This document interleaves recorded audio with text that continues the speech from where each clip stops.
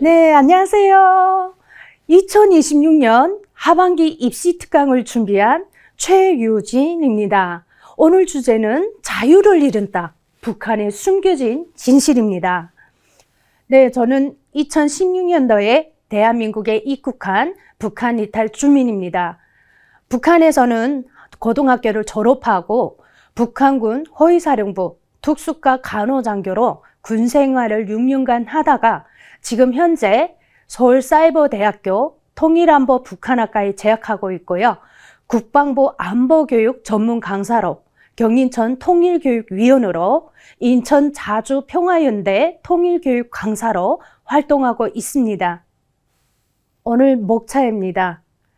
우선 북한 체제의 특성과 주민 통제 방식에 대해서, 그리고 북한 주민과 북한군의 실상에 대해서, 마지막으로 북한 실상을 통한 대적간 확립에 대해서 설명해 드리도록 하겠습니다. 북한 통제 체제의 본질은 세 가지 차원으로 분석할 수가 있습니다. 성분 제도와 계층화에 따른 사회적 통제가 있고, 장마당과 생존의 공간에 따른 경제적 역설이 있습니다.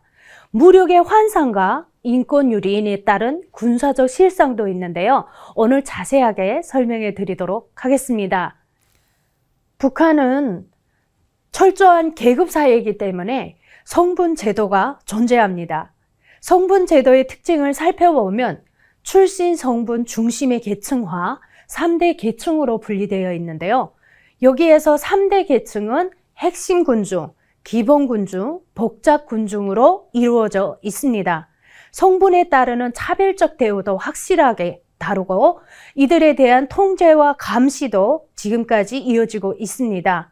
이 성분 제도의 특징을 통해서 북한은 철저하게 체제 유지 도구로 지금 현재까지 활용하고 있습니다. 네, 북한에서는 출신 성분에 따라서 교육 기회도 주어지는데요. 실력이 뛰어나다라고 해서 내가 원하는 대학교를 갈 수 없는 곳이 바로 북한입니다. 우리나라에서는 대학교에 갈 수 있는 실력만 되면 원하는 대학교에 가서 시험을 보고 합격하면 그만이지만, 북한에서는 고등학교를 졸업하는 시기에 담임 선생님한테 학교에 가서 시험을 볼 수 있는 지표를 줍니다.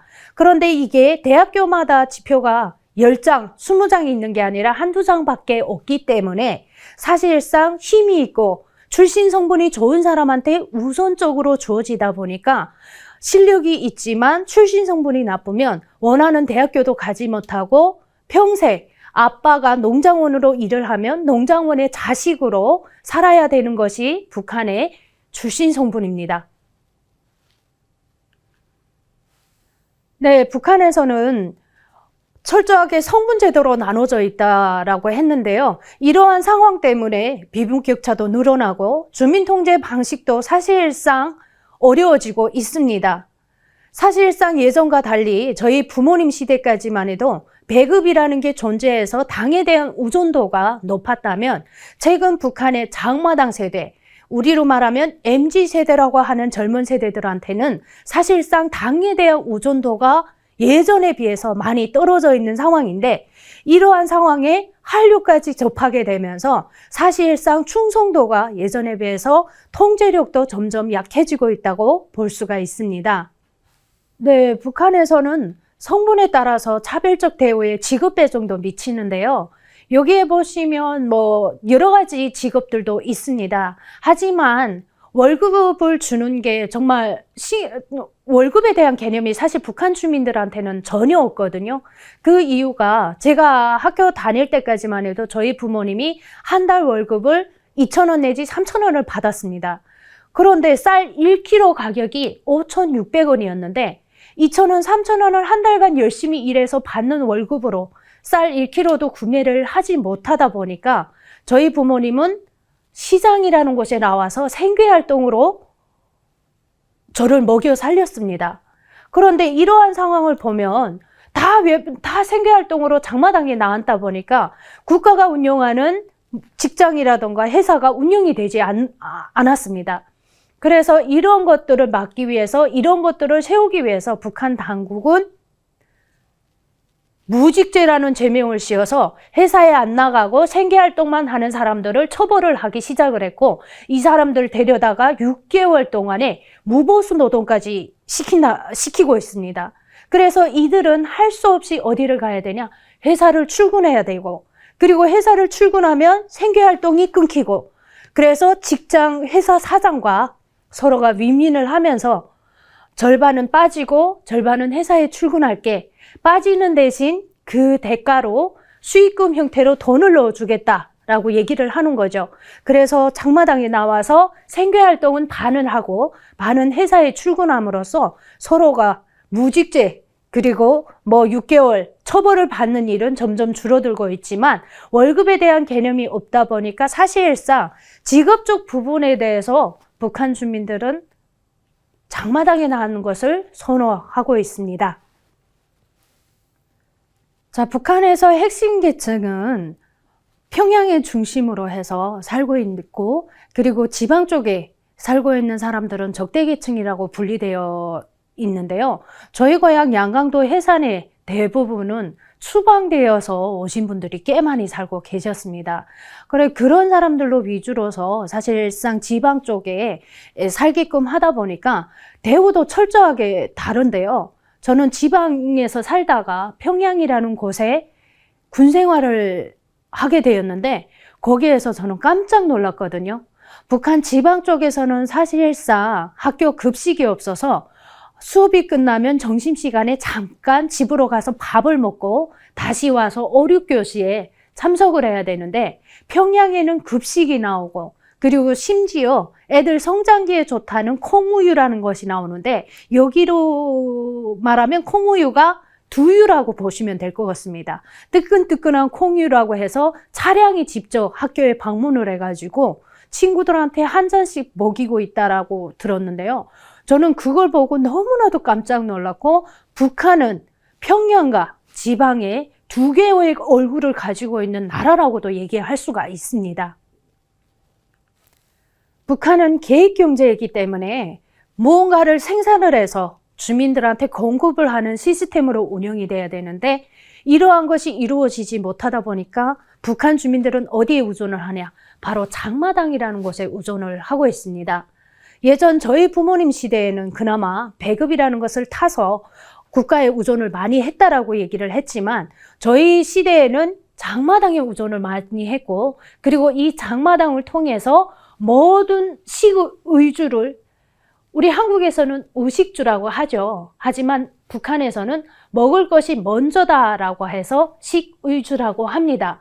이러한 것을 해결할 수 있는 곳이 이 장마당이었고, 처음에는 조금씩 시작했던 장마당이 2002년도에 종합시장으로 국가가 허용을 하면서 장마당 범위가 많이 커졌습니다. 지금 현재는 국가가 허용함에 따라서 장마당에서는 내가 앉는 자리만큼 자리세를 내야 되고, 그리고 앉아서 벌어들인 금액만큼 세금을 내야 되고, 그리고 국가가 팔지 못하는 물건들까지 정해놓기 시작을 했습니다.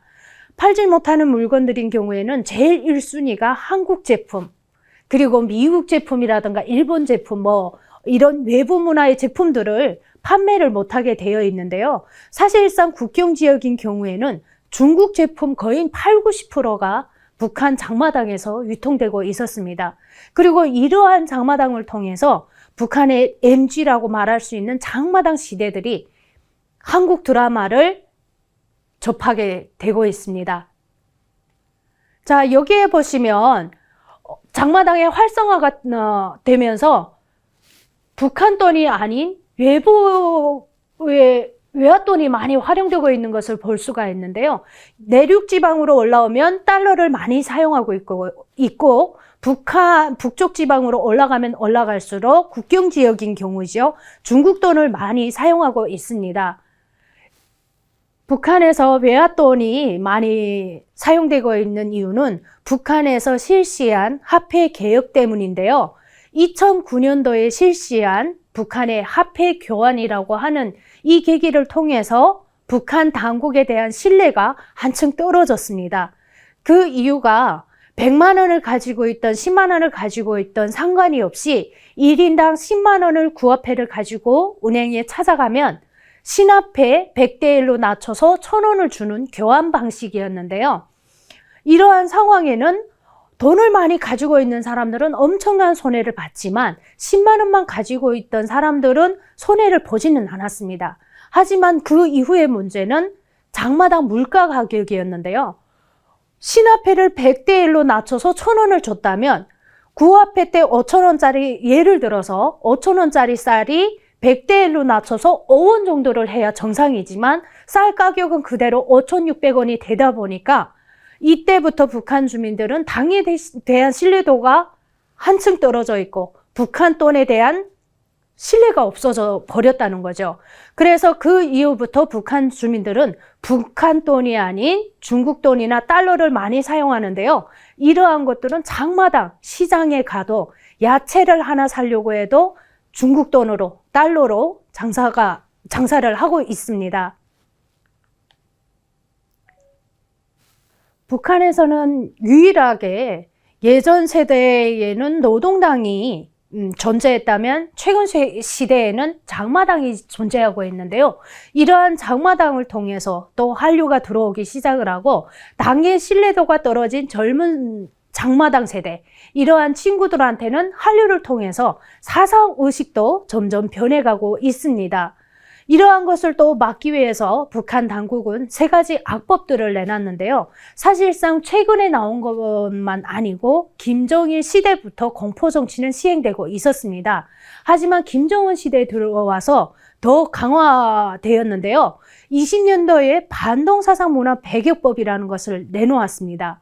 이 내용은 한국 드라마를 보거나 유포를 하면 사형, 유포한 드라마를 본 친구는 15년 이상의 징역을 보내겠다는 거고요. 청년교양보장법은 학생이 한국 드라마를 보다가 걸리면 학생을 잘못 교육한 죄로 선생님을 처벌하고 자식을 잘못 교육한 죄로 부모님을 처벌하겠다는 겁니다. 그리고 23년도에 발표한 평양문화보호법인데요. 북한에서 평양문화어를 사용하지 않고 한국 드라마를 따라서 동지동무라는 말 대신 자기야, 오빠 이런 말을 따라하면 이 법에 걸려서 처벌을 하겠다는 겁니다. 이러한 악법들까지 내놓으면서 북한 주민들을 통제하고 있지만 사실상 한류에 대한 목마름을 절대로 끊을 수 없다는 것을 보여주는 것이 저와 같은 탈북민들이 계속 이어지는 것을 볼 수가 있습니다. 네, 북한에서는 철저하게 성분에 따라서 교육 기회도 주어진다라고 얘기했는데요. 교육에는 통제와 감시도 함께 이루어집니다. 북한에서는 매주 토요일마다 학생들이 무조건 해야 되는 시간이 있는데요. 생활총화라는 것을 해야 됩니다. 먼저 자기에 대한 자아 비판을 하고 그리고 또 상호 간에 대한 남에 대한 비판도 해야 되기 때문에 그 친구가 무엇을 잘못하는지에 대해서 감시를 하게끔 되어 있습니다. 그리고 제가 얘기한 것처럼 내가 원하는 대학교를 갈 수가 없고 공부를 하고 싶어도 못하는 곳이 북한이다 보니까 이러한 것을 찾아서 자유를 찾아서 목숨까지 걸고 탈북하는 영상을 제가 하나 준비를 해봤는데 영상을 보고 진행하도록 하겠습니다. 분대장 동지 없이 우리 어떻게 삽니까? 그냥 제대하지 말고 군에 나오면 안 되겠습니까? 아, 새끼들 갈비뼈 순서 바뀌고 싶어? 10년을 어떻게 버텼는데? 그저 뒤도 안 돌아보고 가버릴 거야. 제대하면 뭘 할 겁니까? 할 게 없지. 없지만 쨍쨍하게 잘 살 거야. 대학교 갑니까? 대학은 무슨 규남이 형 출신 성분이 33등급 중에서도 저 아래 똥까냐. 제대하면 농장 아님 탄광. 깜깜하다. 미래가 깜깜해. 규남아, 남쪽이라고 다 지상 나가릴 것 같아. 출신 성분 보지 않고 너 하고 싶은 대로 다 하게 내버려둘 것 같냐 이 말이야. 세상에 그런 낙은 없어. 실패는 할 수 있지 않겠습니까? 해보고 싶은 거라도 실패하고 또 해봤다가 또 실패하고 멋지지 않습니까? 여기서는 실패조차 할 수 없으니 내 마음껏 실패하러 가는 겁니다.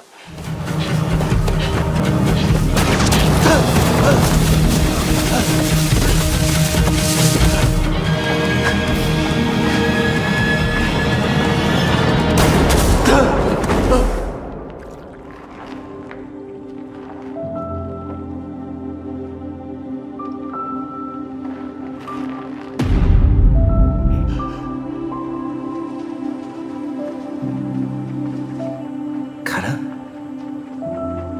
가서 마음껏 실패하라. 서둘러 움직이면 쏜다. 지금 규칙은 유엔 군사합의를 명백히 위반하였다. 격발할 경우 즉각 대응하겠다.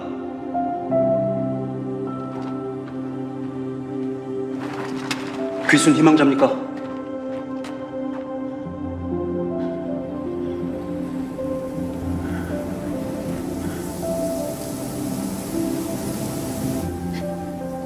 희망합니다.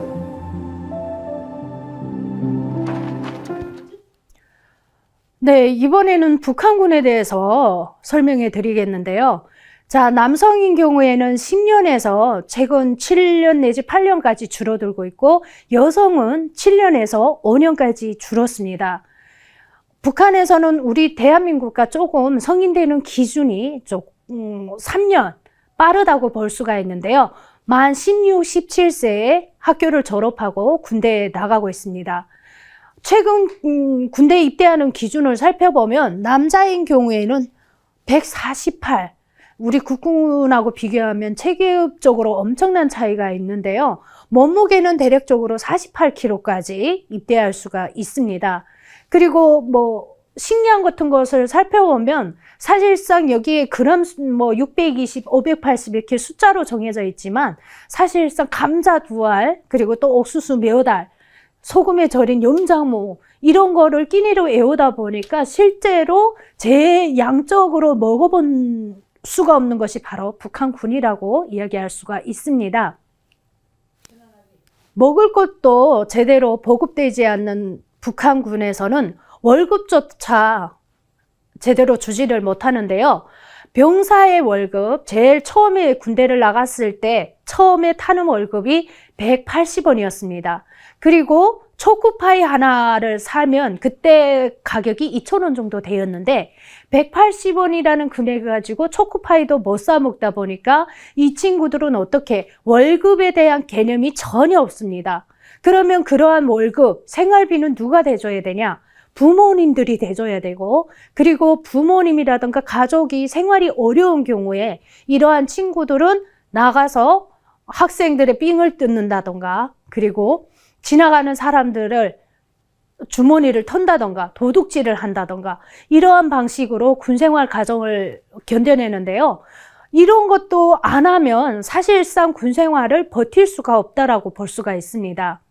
자, 북한군에서도 제대로 된 식량이 공급되지 않다 보니까 북한 군인들은 자체로 식량을 해결해야 되는데 군인들이 군생활 과정의 거의 60%는 비군사적인 활동에 많이 참여를 합니다. 자기 먹을 식량은 자체로 해결을 해야 되고, 그리고 주식을 염장무나 옥수수로 해결하는 이유가 옥수수는 포만감이 오래 가기 때문에 그나마 배고픔을 덜 할 수 있어서 옥수수를 주식으로 군인들한테 나눠줬는데요. 저도 군생활 하면서 사실상 정말 썩은 오랫동안 그 창고에 보관했던 밀가루가 곰팡이가 써서 버려야 되는데 그걸 버리기 아까우니까 슬쩍 물에다 씻어서 딱딱한 걸 밥에다 올린 걸 제가 신병 때 먹어본 적이 있었거든요. 그리고 염장무, 소금에 절인 무인데 매해마다 깨끗하게 씻은 탱크에다 염장을 담그는 게 아니라 이걸 어떻게 오랫동안 그 소금물에다 매 씻지 않은 매해마다 씻지는 않고 무만 계속 담그다 보니까 사실상 세균도 엄청나게 많은 이러한 염장물을 하나밖에 덩그러니 올려놓은 식단으로 저희는 군생활을 했거든요. 이러한 것을 살펴보면 사실 북한군의 열악한 식단을 엿볼 수가 있습니다. 북한은 자원 고갈의 현실 때문에 매일 사격 조준 연습만 1시간을 실시하고 실탄 부족으로 개인 연 2회 3발 정도 사격을 실시하는데, 이러한 열악한 환경을 북한군은 보완하기 위해서 전술적 대응으로 비대칭 전력을 내세우고 있습니다.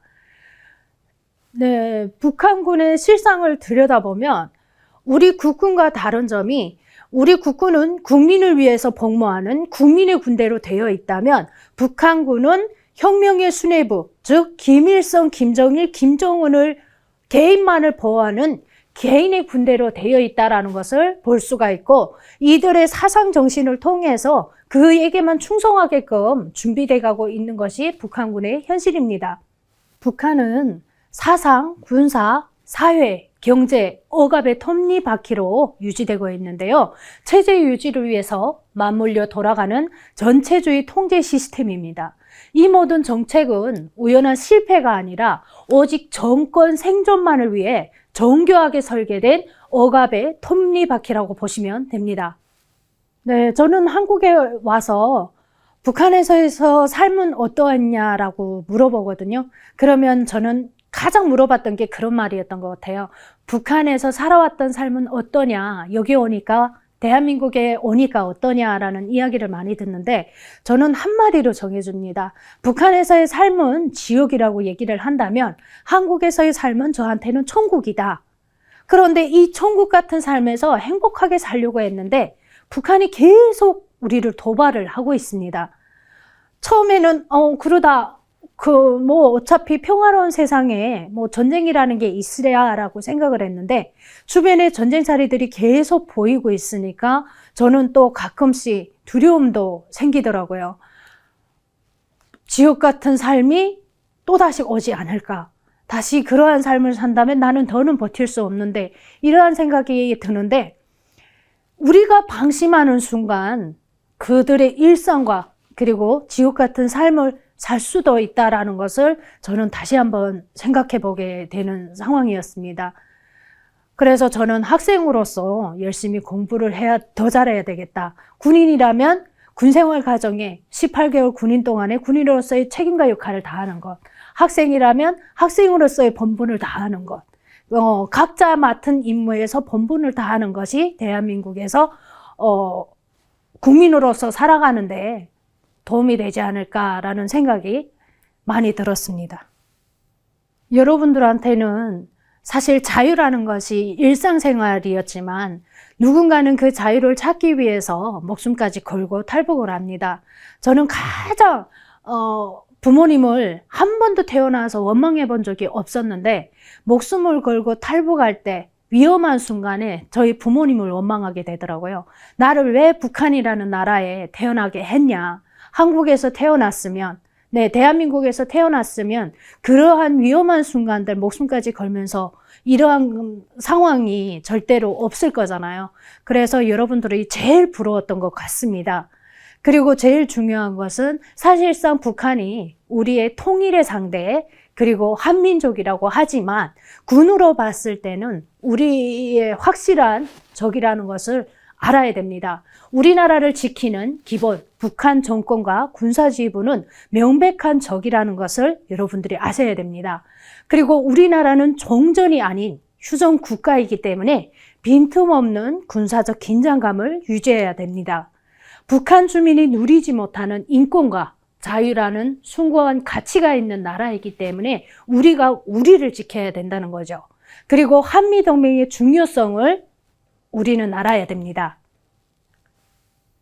저는 북한이라는 체제와 대한민국이라는 나라, 두 체제에서 살아봤기 때문에 북한은 어떠고 대한민국의 자유는 얼마나 소중한지를 저는 진짜 피부로 느끼거든요. 하지만 여러분들은 사실상 저보다는 이 자유가 얼마나 소중한지를 잘 모르실 것 같습니다. 자유라는 것은 거저 주어지지 않습니다. 우리가 지켜야 한다고 저는 생각을 합니다. 감사합니다.